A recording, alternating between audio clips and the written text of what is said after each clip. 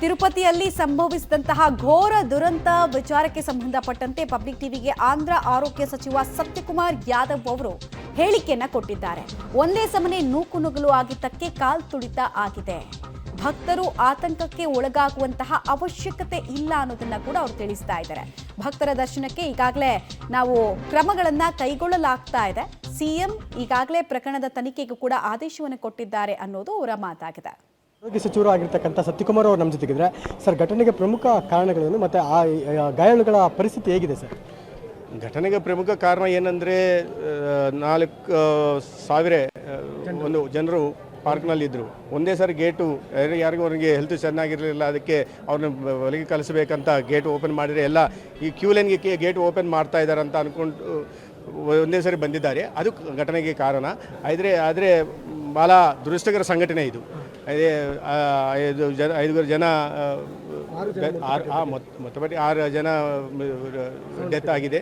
ಆಮೇಲೆ more than 40 people have injured. So we are taking every possible step to provide all necessary health facility. ಗಾಯಾಳುಗಳ ಹೇಗಿದೆ sir, ಪರಿಸ್ಥಿತಿ ಹೇಗಿದೆ sir? ಈಗ ಚೆನ್ನಾಗಿದ್ದಾರೆ, ಎಲ್ಲ ಸ್ಟೇಬಲ್ ಆಗಿದ್ದಾರೆ. ಒಬ್ಬರಿಗೆ ಒಂದು ಚೆಸ್ಟ್ನಲ್ಲಿ ಚೆಸ್ಟ್ ಬೋನ್ ಫ್ರ್ಯಾಕ್ಚರ್ ಇದೆ. ಅದನ್ನು ಅದೇನು ಸರ್ಜರಿ ಏನು ಬೇಕಾಗಿಲ್ಲ, ಅದನ್ನು ಸರಿಯಾಗುತ್ತೆ ಅಂತ ಡಾಕ್ಟರ್ಸ್ ಹೇಳ್ತಾ ಇದ್ದಾರೆ. ಸ್ಟೇಬಲ್ ಆಗಿದ್ದಾರೆ ಎಲ್ಲರೂ. ಸರ್ಕಾರ ಏನಾದರೂ ಕ್ರಮ ತಗೊಂಡಿದೆ ಸರ್? ಈಗ ಮುಖ್ಯಮಂತ್ರಿ ಅವರು ಬರ್ತಾ ಇದ್ದಾರೆ. ಅವರು ರಿವ್ಯೂ ಮೀಟಿಂಗ್ನೂ ಇದ್ದಾರೆ, ಎಂಕ್ವೈರಿನೂ ಇನಿಷಿಯೇಟ್ ಮಾಡಿದ್ದಾರೆ.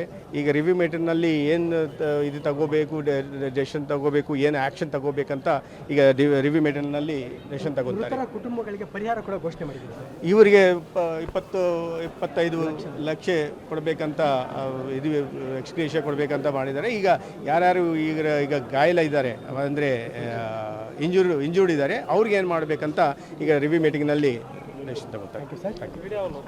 ಇದಿಷ್ಟು ಆರೋಗ್ಯ ಸಚಿವರು ಆಗಿರ್ತಕ್ಕಂಥ ಸತ್ಯಕುಮಾರ್ ಅವರ ಮಾತಾಗಿರ್ತಕ್ಕಂಥದ್ದು. ಅಂದರೆ ಈಗಾಗಲೇ ಸರ್ಕಾರ ಎಲ್ಲ ರೀತಿಯ ಕ್ರಮಗಳನ್ನು ಕೈಗೊಂಡಿದೆ. ಅದರಂತೆ ನಾವು ಅಗತ್ಯ ಕ್ರಮಗಳನ್ನು ಕೈಗೊಳ್ಳುವ ಮೂಲಕ ಏನು ಘಟನೆಗೆ ಘಟನೆ ಏನಿದೆ ಅದಕ್ಕೆ ಸರ್ಕಾರ ಸೂಕ್ತ ಪರಿಹಾರ ಜೊತೆಗೆ ಘಟನೆಗೆ ಕಾರಣಗಳನ್ನು ಹುಡುಕುವಂಥ ಪ್ರಯತ್ನ ಮಾಡ್ತಾ ಇದ್ದೇವೆ ಅನ್ನೋದು ಸದ್ಯ ಆರೋಗ್ಯ ಸಚಿವರು ಆಗಿರ್ತಕ್ಕಂಥ ಸತ್ಯಕುಮಾರ್ ಅವರ ಮಾತಾಗಿರ್ತಕ್ಕಂಥದ್ದು. ಕ್ಯಾಮರಾಮನ್ ಮದನ್ ಜೊತೆ ರವಿ, ಪಬ್ಲಿಕ್ ಟಿವಿ, ತಿರುಪತಿ.